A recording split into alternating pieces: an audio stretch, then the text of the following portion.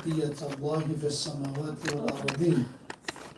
أما بعد فقال الله تبارك وتعالى في القرآن الكريم: يا أيها الإنسان إنك كادح إلى ربك كدحا فملاقيه فأما من أوتي كتابه بيمينه فسوف يحاسب حسابا يسيرا وينقلب إلى أهله مسرورا وأما من أوتي كتابه وراء ظهره فسوف يدعو ثبورا ويصلى سعيرا إنه كان في أهله مسرورا. صدق الله العلي العظيم. May Allah subhanahu wa ta'ala illuminate our hearts by the light of Iman and guidance, clarity and conviction and certainty with the salawat ala Muhammadin wa ali Muhammad.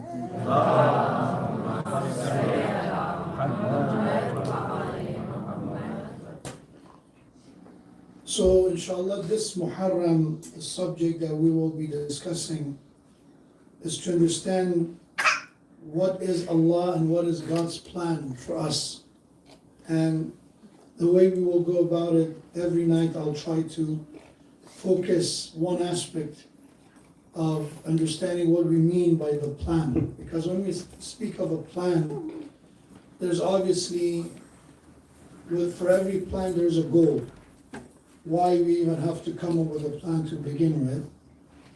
And then it comes about execution, how we're actually going to follow step by step this plan that we have. And then the third is that whether this plan is even doable, is it realistic, is it possible to execute or not, or is it just too difficult, or is it impossible to follow.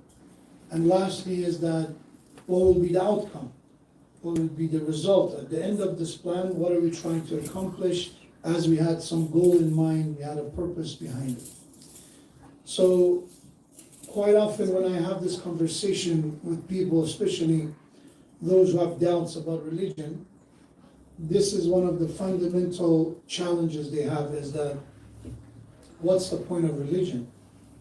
Why does it matter if I'm religious or not? I'm a good person. I'm a kind, generous, I want to be good. What's the point of religion here? And sometimes even people ask, what if somebody is very kind? What if they're very gentle, decent, generous person, but they don't believe? They're not a believer. Is God going to punish them?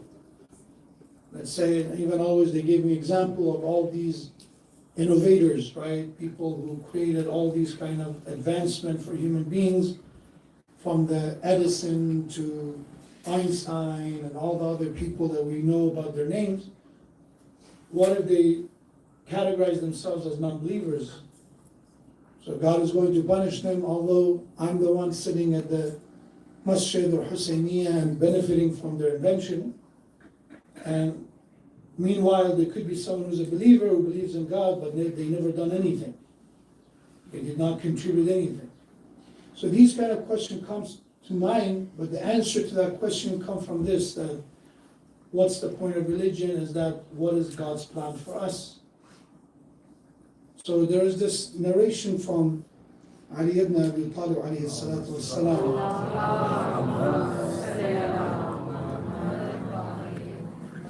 The tradition says very beautifully, Imam says, رَحِمَ اللَّهُ امْرَأً عَلِمَ مِنْ أَيْنَ وَفِي أَيْنَ وَإِلَى أَيْنَ. Imam said, may Allah have mercy on the one who knows where he came from, where he is, and where is he going. God have mercy on the one who figured out these three major questions. Where we are from, where are we right now, and where are we going. And by the way, this is a kind of thing that people, even up to this day, they come up with answers. So sometimes it seems absurd, but when you look at where we are from, where we came from, we are used to, the idea of evolution, Darwinism, that there was some kind of coincidence in the existence, and we are here, where we are today. And that's where we came from. We came from nothing. But the truth is, one thing that is not established yet, no physicist, no scientist can say we figured it out, is that how can we create matter out of nothing? That question is not answered by any scientist. You know, the sadness of it is that there's someone who don't have the expertise of a scientist and they mock religion because, I don't know, they graduated high school or they graduated college, but the confidence they have to mock religion at all, religion doesn't make sense. We figure out everything. There is no God. There is no religion. And then when you listen to them and you bring up that, okay, if you figure out everything, how can you explain existence as we have, that how can we create matter from nothing? And then that's the moment usually the conversation is drilled and we don't know where we're going with the conversation. When you talk to actual atheists even, those that they say we don't believe in religion, they have at least the honesty to say we do not know. And they sit in the podcast, in an interview, in a TED Talk, and they say, you know what, we do not know the answer. We don't think the answer is God, for whatever reason they have, but we don't know the answer. But for somebody to have that level of confidence to say that we know, we already figured it out, it shows the confidence not always coming from knowledge. Sometimes confidence comes from ignorance. Sometimes the more foolish someone is, the more confident that person is. Just look at politicians, you get what I'm saying. Look at the people at the top level. The most foolish of people are the most confident of all.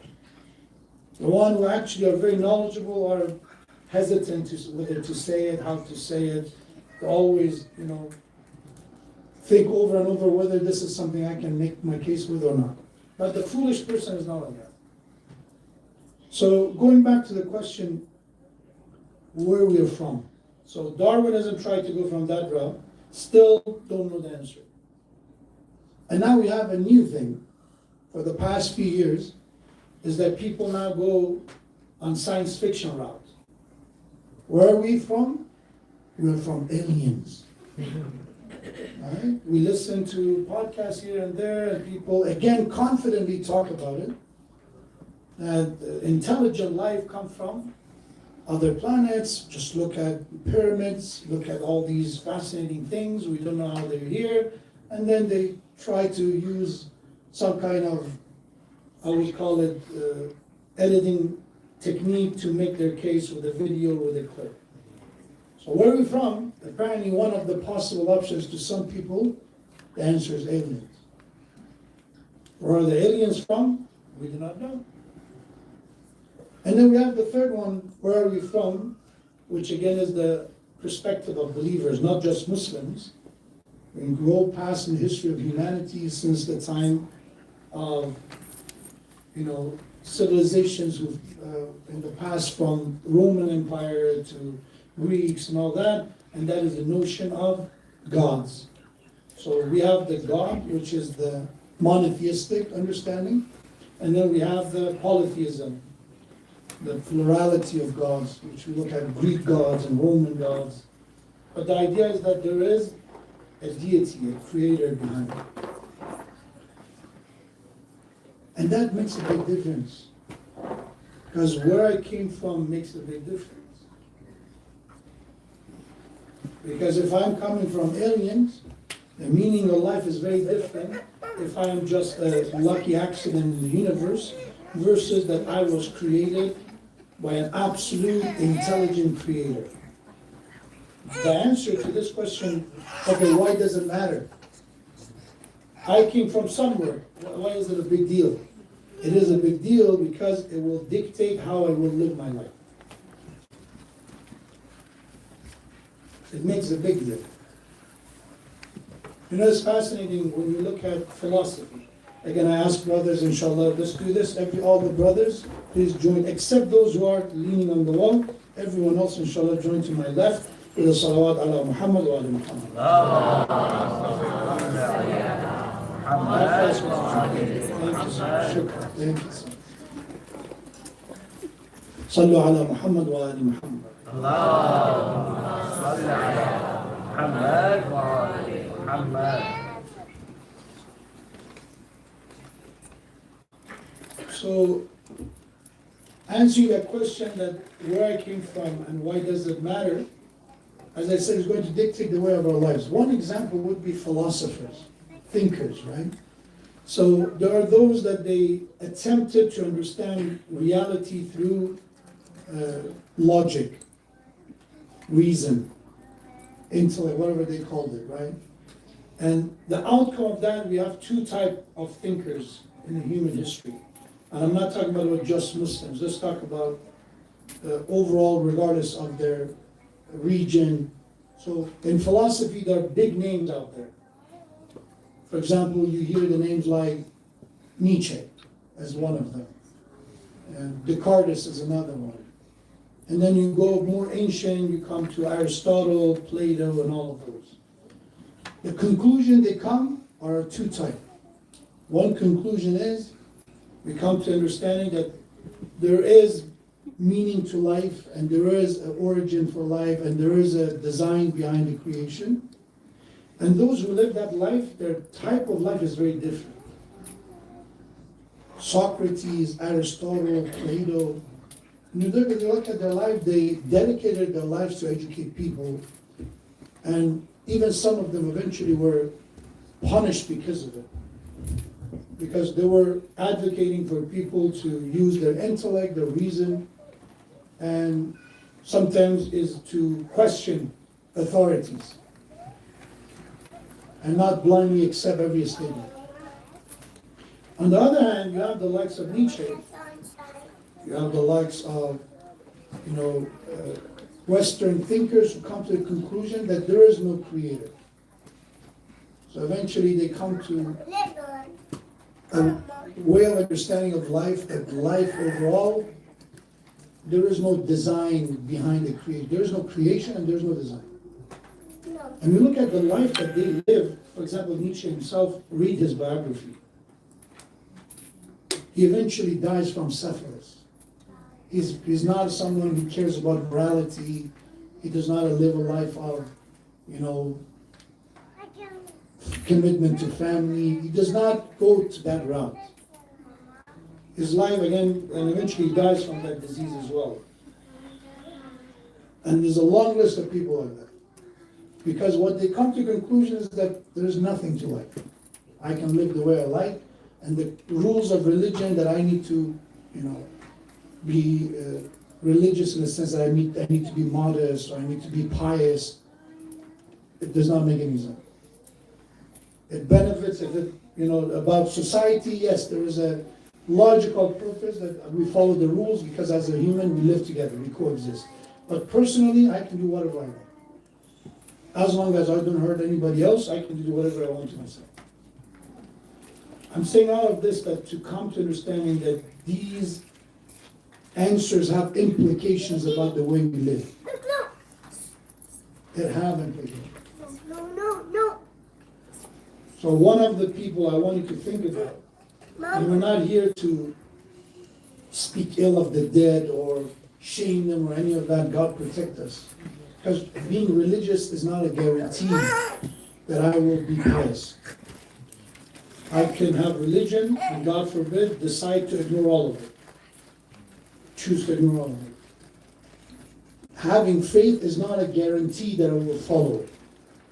Right? The same way that having water is not a guarantee that you will not be left thirsty.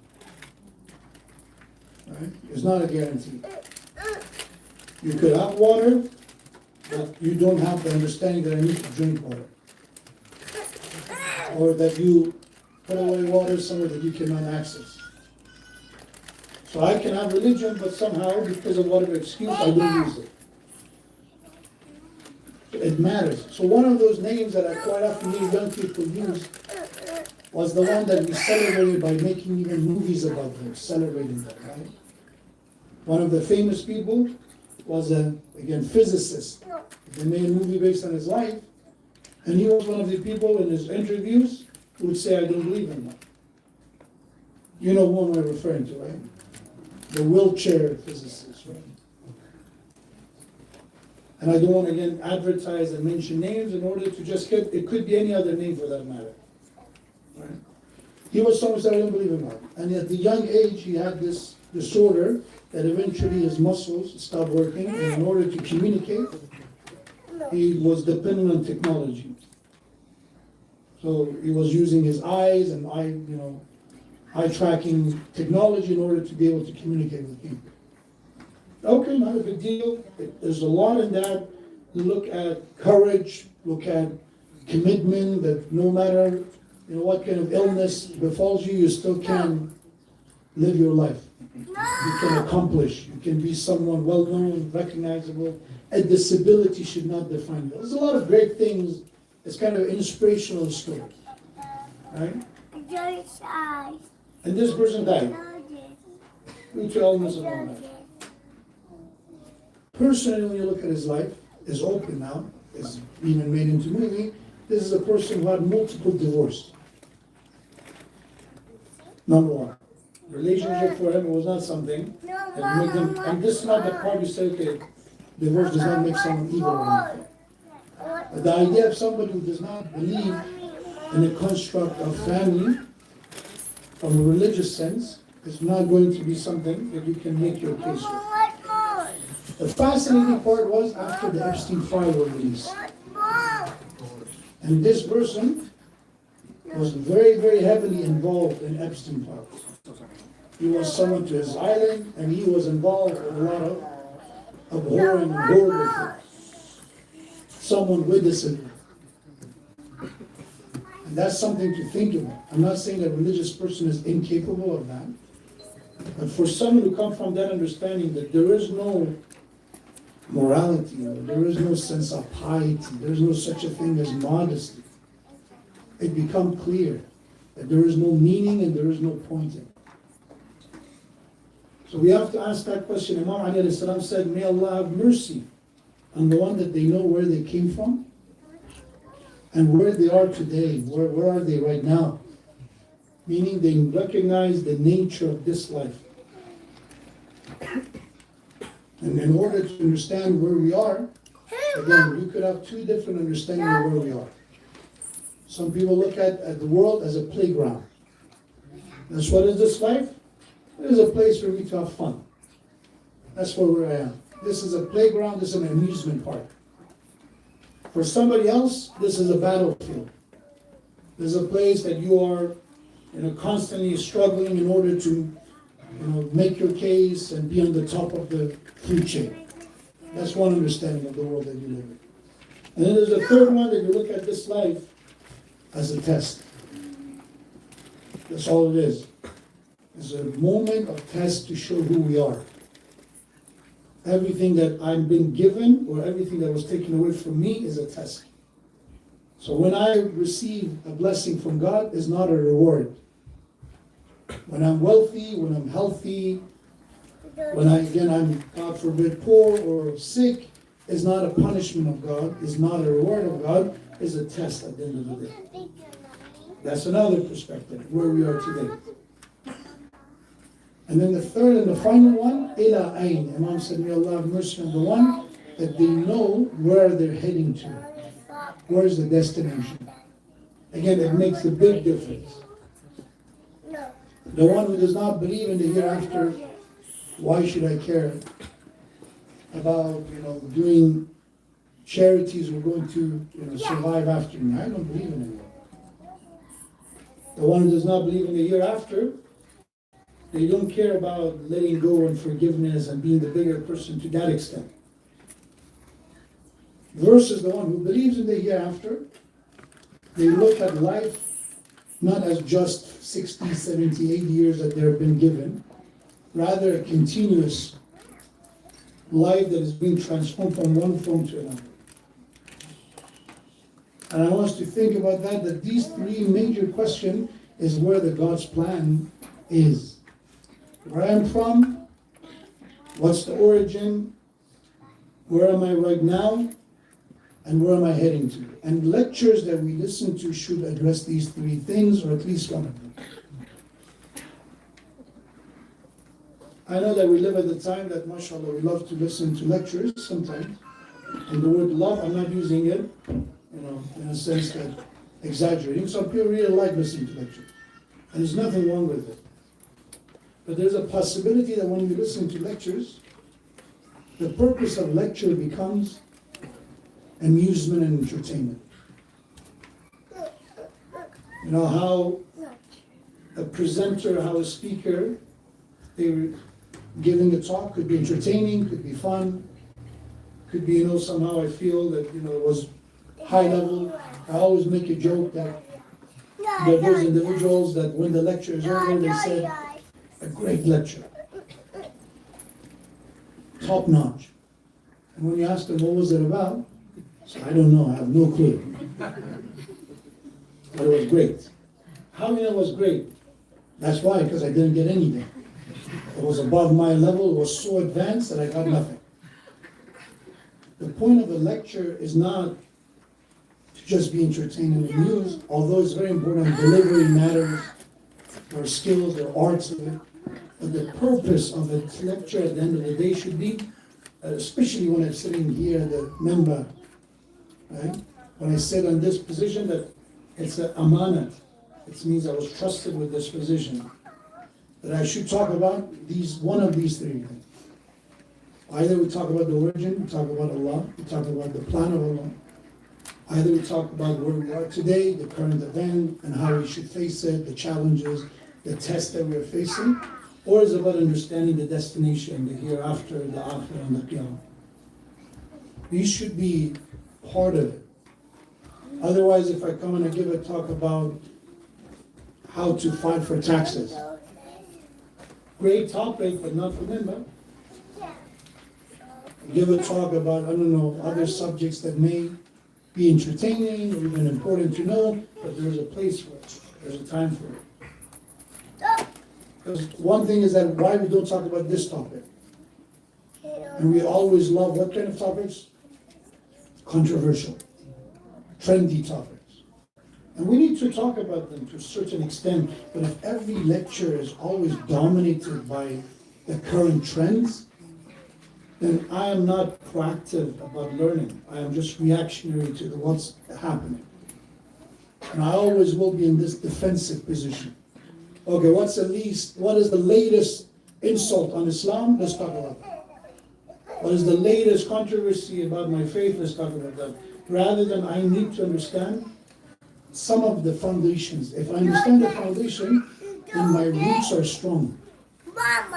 And I will be able to answer those challenges better, coming from the position of knowledge. So, what is it Allah subhanahu wa ta'ala's plan for us? What is the purpose of life? These are things that we have to go through. Number one source, Quran.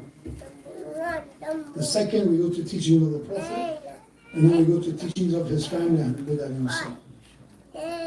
So today, I want to focus on one ayah.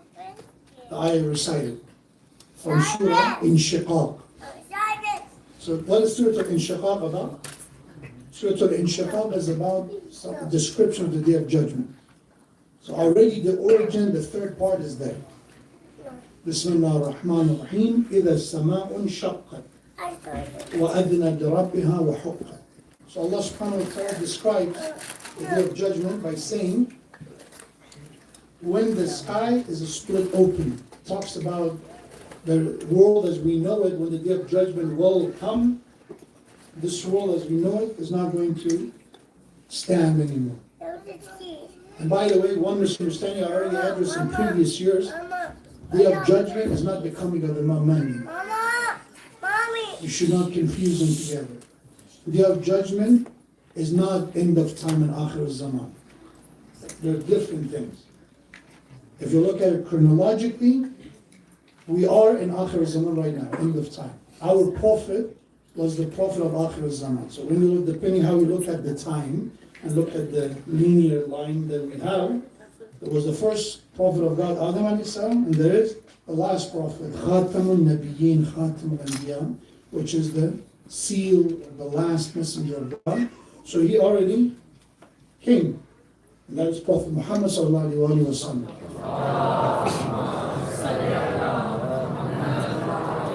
So based on that, we're at the end of time. But end of time doesn't mean 50 years. It does not mean 100 years. It doesn't mean 1,000 years. It means based on, when you look at the plan of Allah for us, there was the beginning for this plan. Adam alayhi salam came, 124,000 prophets of God came for this plan. And then the last prophet came to the last stage, the last part of the plan. Al-Yawm akmaltu lakum dinakum.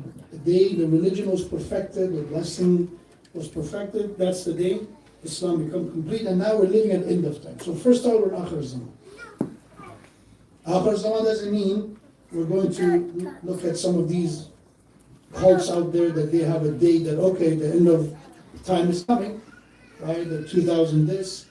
There was always something, right? 2000 had its own, and then 2012 has its own. I'm pretty sure there's a new version out there.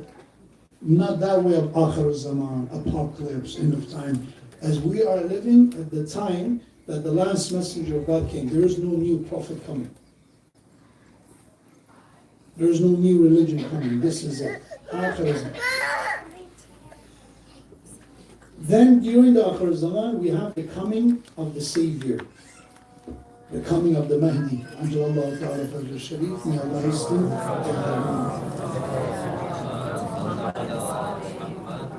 It will happen during the Akhir Zaman. When? Only Allah knows. Only Allah knows. And I always say, things are happening in Palestine, things happen in Sham and Syria. Things are happening all over the place. And people say, this is it. These are all the signs of the Imam coming. We always say, yes, inshallah, the coming of the Imam is always near, and we want it to be near. But we do not make a timeline for it. Anyone with any way, they're alluding that they tell you a timeline. He's coming within the year. He's coming within the next 5 years, 10 years, 20 years. We do not consider that authentic, reliable, and anyone who make a timeline is a liar. But to say that inshallah is coming is near, the signs are for being fulfilled, that's fine. And we are always looking at that way. We should not set a time. If it was intended to have a time, they would have done it. Ahlul Bidah would have done it. But they're the ones who are saying, كَذَبَ الْوَقَاتُونَ. Anyone who make a timeline for the coming of the Imam or set a date for the coming of the Imam is a liar. Is a fabricator. And Allah intended to be that way. You say, okay, why we should not do it? What if we need the time to be ready? Right? Isn't it better that if they will give us a timeline, then we know when it is? And the answer to that is the same reason. There's so much that we don't know, including that we don't know the time of us leaving this life. We don't know the time of our death. And that's a gift of God that we don't know. But we have to live a good life every given moment. That if death comes at this moment, I should be in the moment of taslim, submission. That should be the way I should live. That if God forbid this is the last moment of my life, if it's intended for me that this is the last day, I live the best I could have. I do not procrastinate. I do not wait. I do what I should do today. With the coming of the Imam is the same approach. The Imam's responsibility is to guide people. Al-Mahdi, the guided one, and he is also Al-Hadi, the one who guides. So if you want guidance, it should be all the time. You should not wait for the guidance to come. I should seek guidance on a daily basis. You cannot put guidance on hold until the Imam comes. So why we should await his coming? His coming is a promise of Allah. That as you are following the guidance and seeking guidance, you may come that, what's the point that if I do everything right, that always we see and we feel evil have the upper hand. When you look at Gaza, when you look at Palestine, when you look at people that have the technology, they have the control, they have the number, they have everything. It could be the moment that you said, you know what, there is no point. I may fall into despair. The coming of the Imam is a promise of Allah that it will be fulfilled. That I should never lose that sight. That regardless of where you are in that timeline, the end of this life as we know it will be according to the terms of God. Allah's plan. This is Allah's plan. It may seem right now plan is not going according to the way Allah intended, but Allah said, don't worry. وَنُرِيدَ أَن نَمُنَّ عَلَى الَّذِينَ اسْتُضْعِفُوا فِي الْأَرْضِ. My plan is the one who are underprivileged, the one that the rights was stripped away from them, they will come to their worthy position. This is a promise of Allah. And 20 times in Quran, Allah subhanahu wa ta'ala said, إِنَّ وَعْدَ اللَّهِ حَقٌّ وَصَادِقٌ. Allah's promise is true. You can take it to the bank. If Allah make a promise, He will follow. And Muharram, connection to the Imam of our time, is that how Allah fulfilled that promise with Imam Hussein alayhi salam. Muharram is a reminder that Allah fulfills His promise. It's an evidence, it's a proof of that. Because if you look at the time of the Imam, Allah subhanahu wa ta'ala said, I will not allow for the injustice, for the falsehood to stay in power forever. But at the time of Imam Hussein, it seems the other way, right? You look at the Battle of Karbala, the battle was lost. Imam Hussein was martyred, his companion was martyred, the battle was lost. But Allah subhanahu wa ta'ala said, even if the battle is lost, the war is not won. But I need you to trust my promise. That those who try to get rid of the lights of Allah by killing, by suppressing, by imprisoning, I'm the one who's making the promise that this light will come out stronger. Mama. And today we should be a witness to that. We see millions of people, especially this year more than ever. When I look at some of the Latmiyas and some of the Noahs out there, actually I see some of the subtitles. Sorry, some of the comments under these Noahs. They are of either Farsi or Arabic or other languages. I do a bit of Urdu here and there. But the comments that I noticed, especially this year more than ever, or I'm Sunnah, I'm Sunni from Aljazair, Algeria. I'm a Sunni from Pakistan. I'm a Sunni from this, and I love Ahlul Bayt, I love Sheikh. Because things are now being presented in a different light. The stand of Imam Hussein, the inspiration of his stand for justice, is more than just ritualistic to the Shias of Ahlul Bayt. And they see it.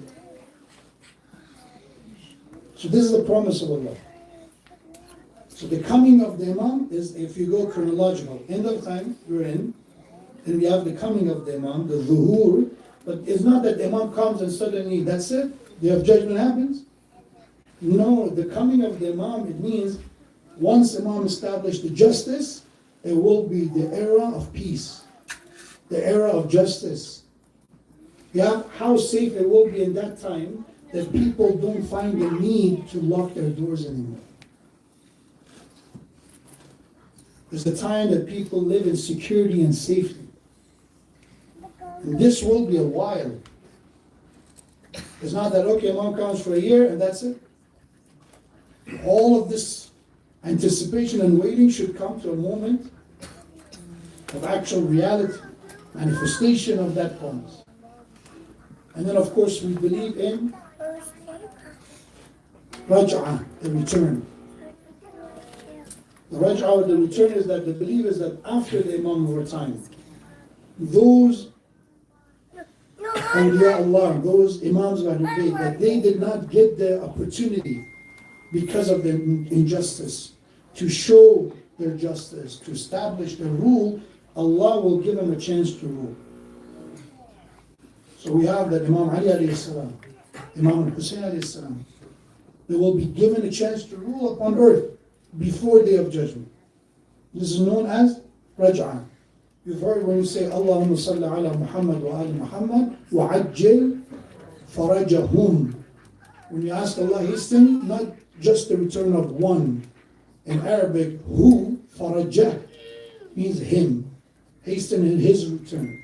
But farajahum is a plural, hasten their return.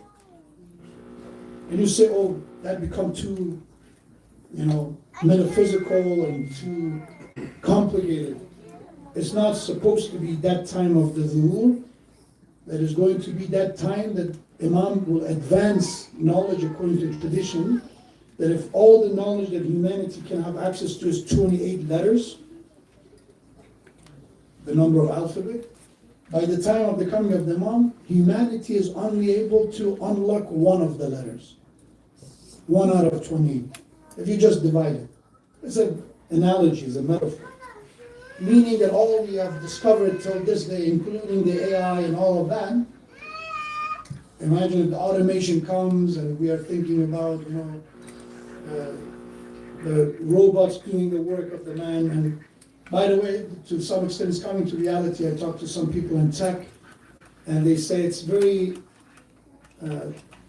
heartbreaking that they make them train the one that's going to replace them. Many of the tech field employees, they're forced to use AI in order to train the model that eventually replace them. But even with all of that advancement, it's not going to be more than 1 out of 28. And when the Imam comes, the Imam will unlock that because it's a different time. How's the extent of that? There are traditions that kind of give us a very, I would call it a small glimpse of what will be the time, but Allah knows the true reality of that time. And then after all of that, it will be the Day of Judgment. Meaning that eventually this earth, the plan of Allah was, we're going to start, is going to have its challenges, is going to have its own downfalls and struggles, but eventually it will be that high note, it will be that climax of human potential. They lived the era of the justice and tranquility and faith, and then that's it, the plan is over. That was the idea for humanity to come to that understanding that there is no way to that absolute salvation without God's plan. But once people come to that understanding, they live, they experience it, then it will be the Day of Judgment. And once the Day of Judgment comes, Allah subhanahu wa ta'ala said, among the description is, إِذَا السَّمَاءُ انشَقَّتْ. The sky and when we look at the universe as we know it, it comes to an end. وَأَذِنَتْ لِرَبِّهَا وَحُقَّتْ, and gives ear to its Lord as it should. وَإِذَا الْأَرْضُ مُدَّتْ, when the earth is spread out. وَأَلْقَتْ مَا فِيهَا وَتَخَلَّتْ, and throw out what is in it, emptying itself. It could be, an analogy of the volcanoes, and it could be about magma and all that. It could be that this earth as we know it, the stability of it will be done. And then Allah subhanahu wa ta'ala eventually comes to this ayah, Ya ayyuhal insan, O man, O human being, innaka kadihun ila rabbik, you are laboring toward your Lord. Imagine if something is in motion, something is constantly struggling, you are a piece of this motion. You are laboring, you're working, you're struggling toward your Lord. Kadhan, laboriously, intensely, continuously. فَمُلَاقِي, until, and you will encounter, you will meet your Lord. Meaning that the moment we are created, there is a journey, there is a plan for us. From the moment that we are created. There's a plan for my infancy, there's a plan for my childhood, there's a plan for my adulthood, and there's a plan for my old age, and eventually there's a transition. If you like it or not, Allah said you cannot stop this plan. You can make detours as much as you like. It's not going to stop. You can be in denial, you can reject the reality, but it's not going to change the fact. And it is important when we talk about submission, taslim, one of the meaning, what should I submit to? What should I surrender to? I have to surrender, submit to Allah's plan. What's the plan of Allah for me? I recognize it. And I try to understand what's that plan and not force my way out of it. One plan of Allah subhanahu wa ta'ala for me is, I'm aging. That's the plan of Allah. I cannot stop aging. So we know when we look at the teachings of Islam, one thing that is very important, you know what is that? Act according to your age. Appropriate to your age. Children. It's been said about Prophet Muhammad sallallahu alaihi wasallam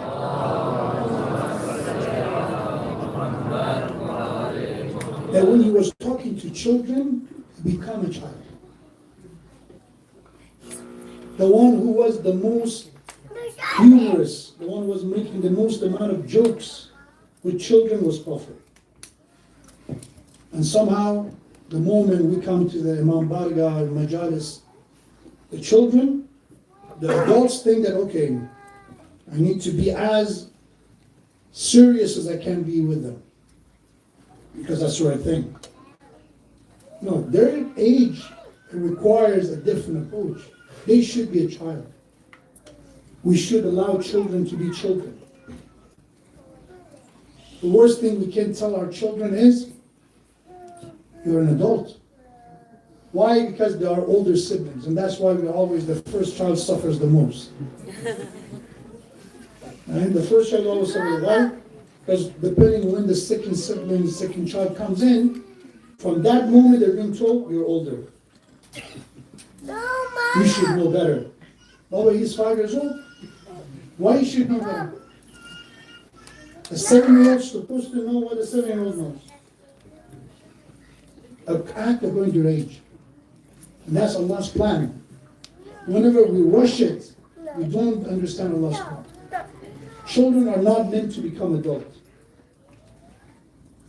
And one of the reasons we have the struggles today, from mental health, from ADHD and all these things that we are dealing with, there's so many factors. We cannot really know the causation, but there's correlation for sure that our children are exposed to too much adult things. Too much.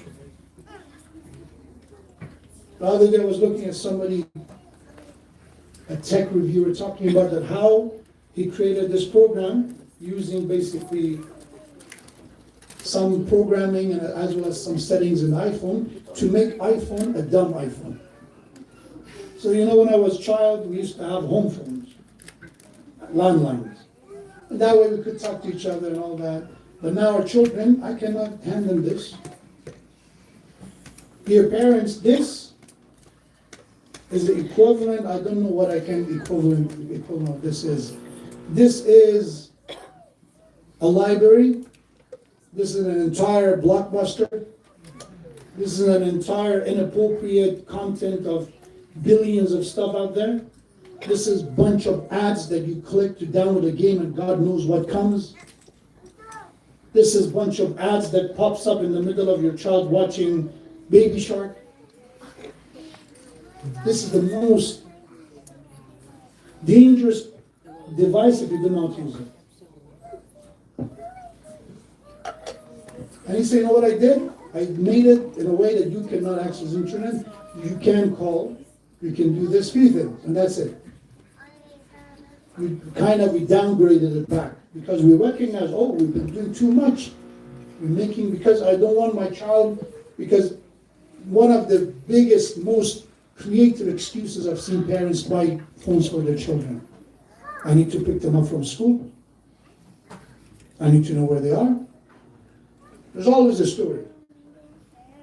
If you ask me, again, you're a parent, you love your children, you know better. But your children, majority of them do not need a phone. They don't. One of the arguments one of the mothers was making, but everybody has. All the other, peers, all the other children in his age or her age, they have it.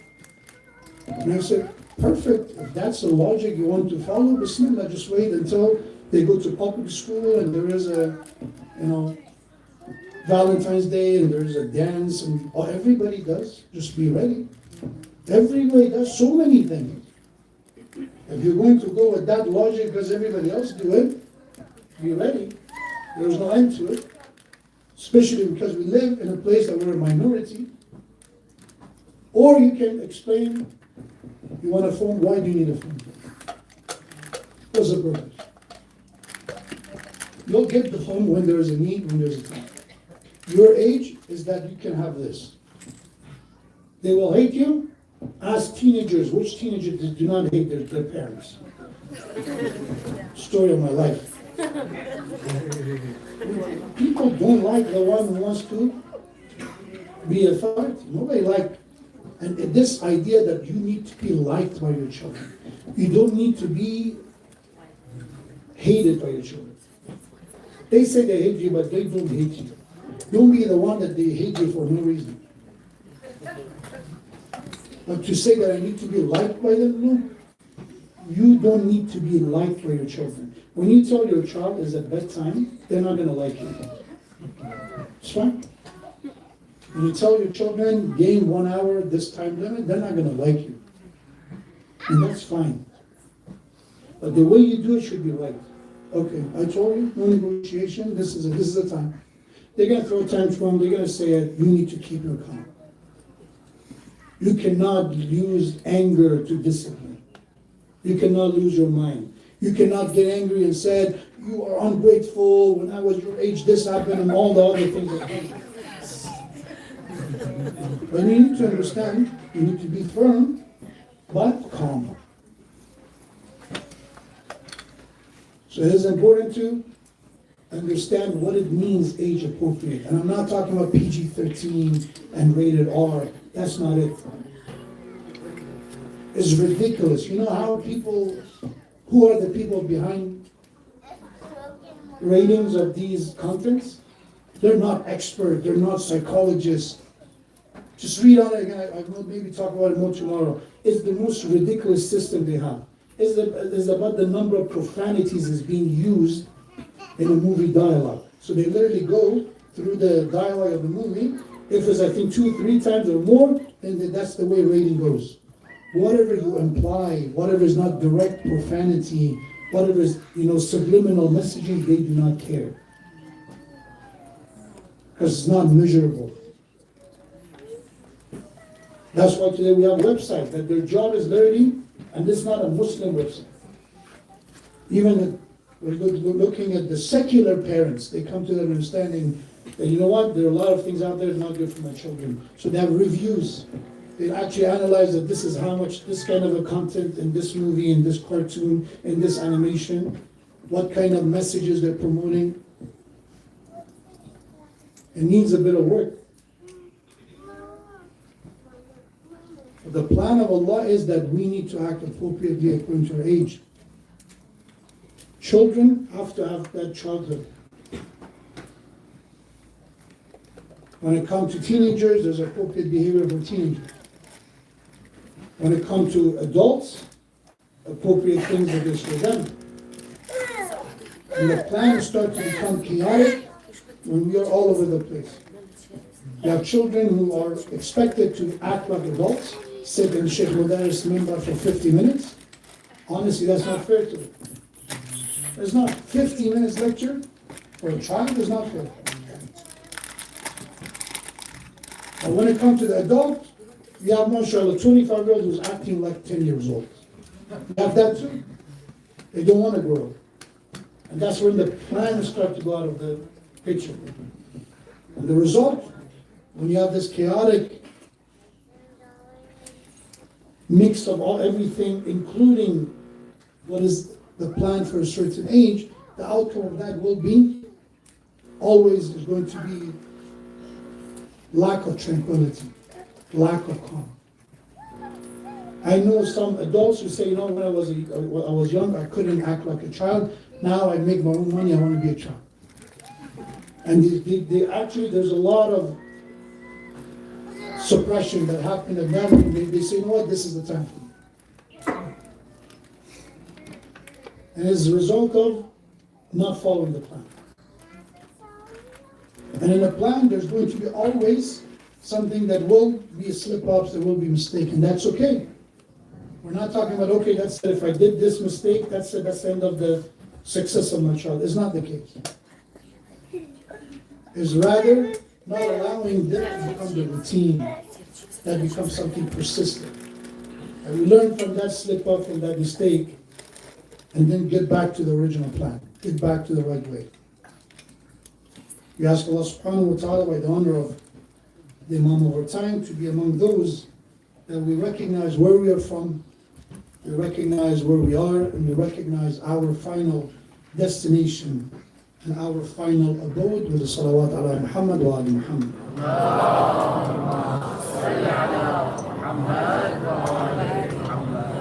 السلام عليك يا أبا عبد الله وعلى الأرواح التي حلت بفنائك عليك مني جميعا سلام الله أبدا ما بقيت وبقي الليل والنهار ولا جعله الله آخر العهد مني لزيارتكم.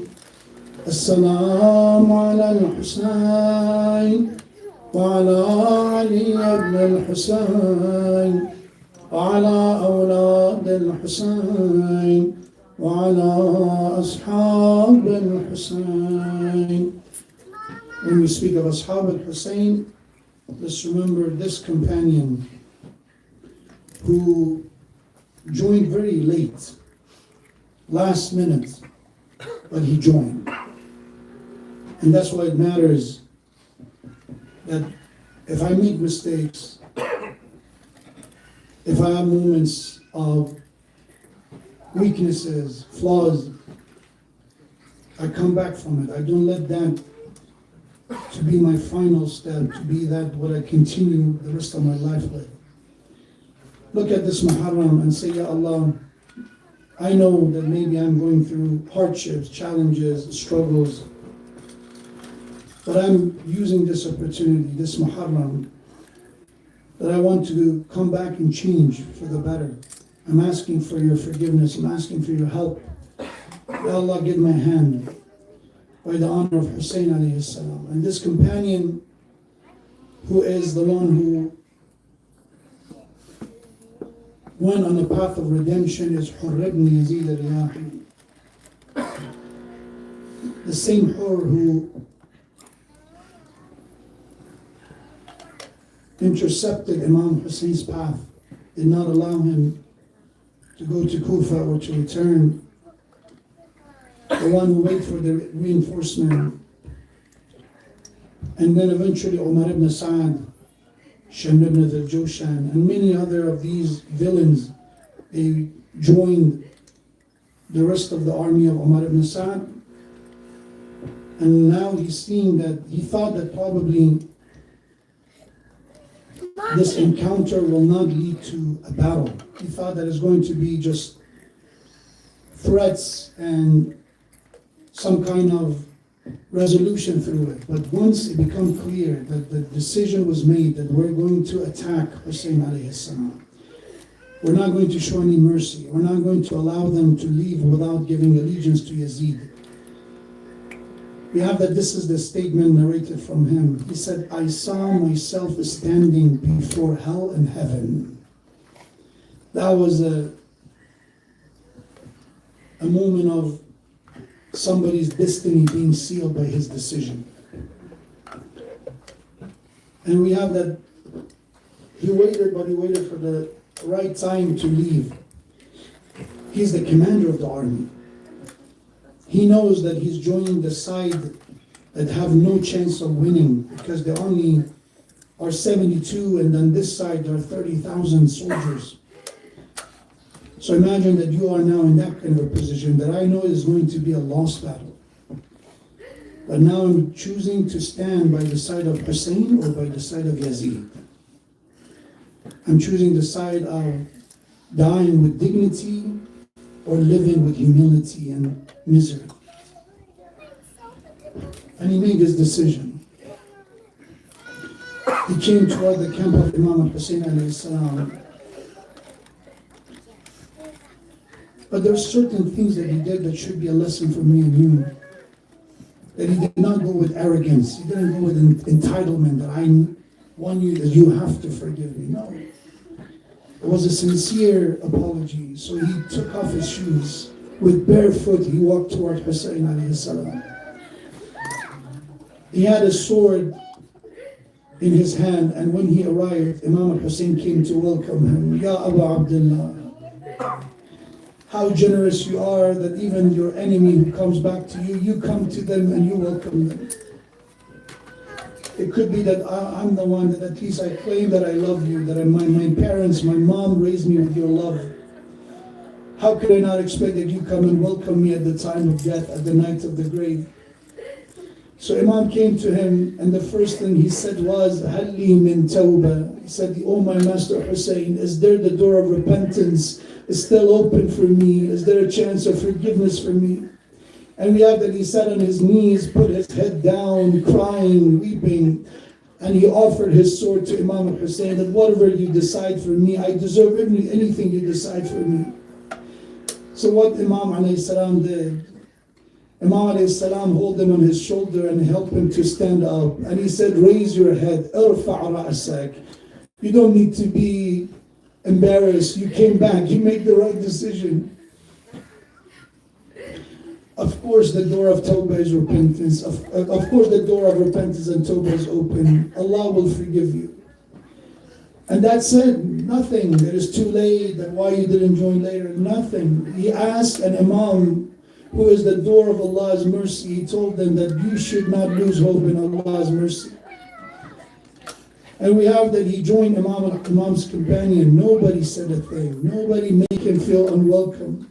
But he knew what he has done, so he went to Imam and he said, Yabna Rasulullah, I know I'm not in a position to ask for any favors, but I want to ask you to let me be the first to go to the battle. I was the first to stop you and to stop the path of you and your family, and let me fix my mistake by being the first to go and defend you, Yabna Rasulullah.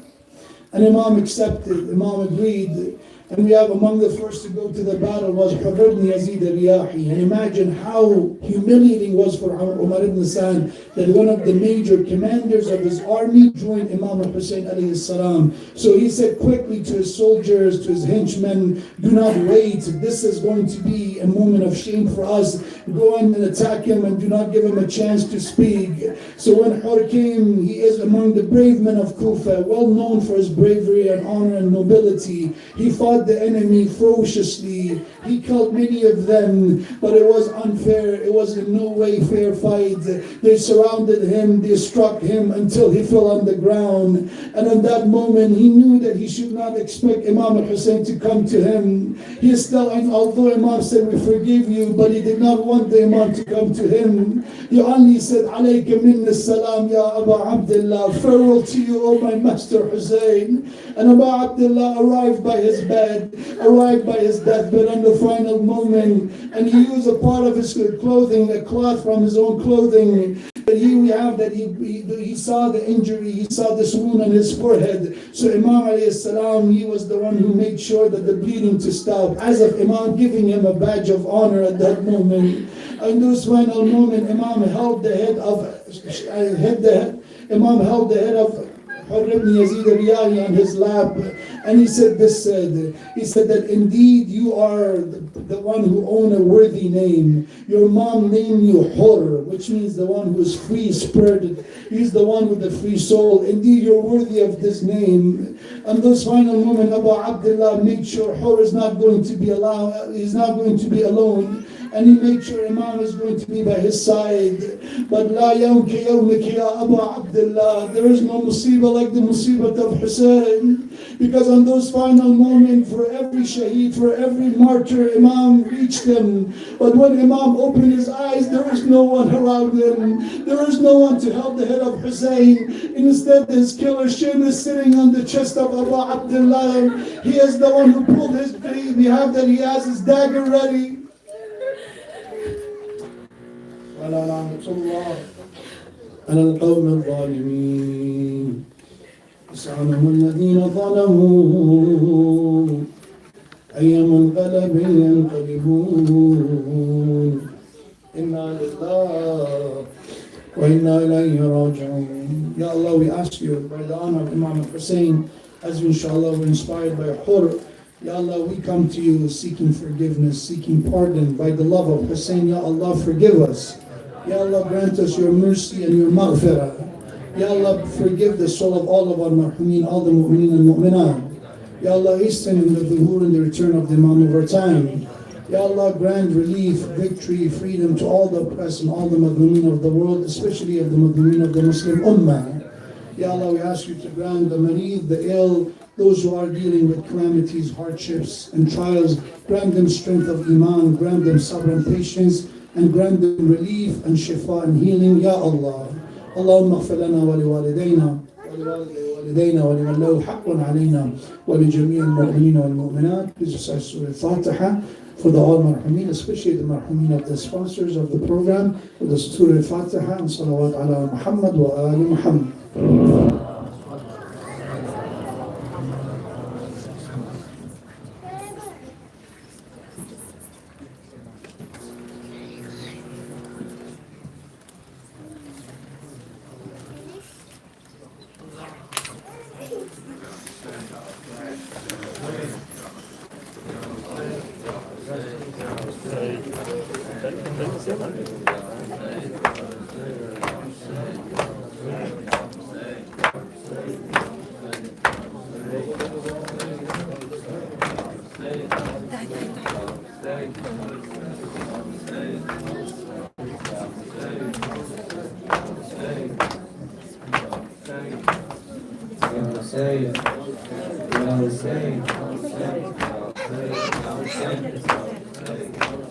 Baba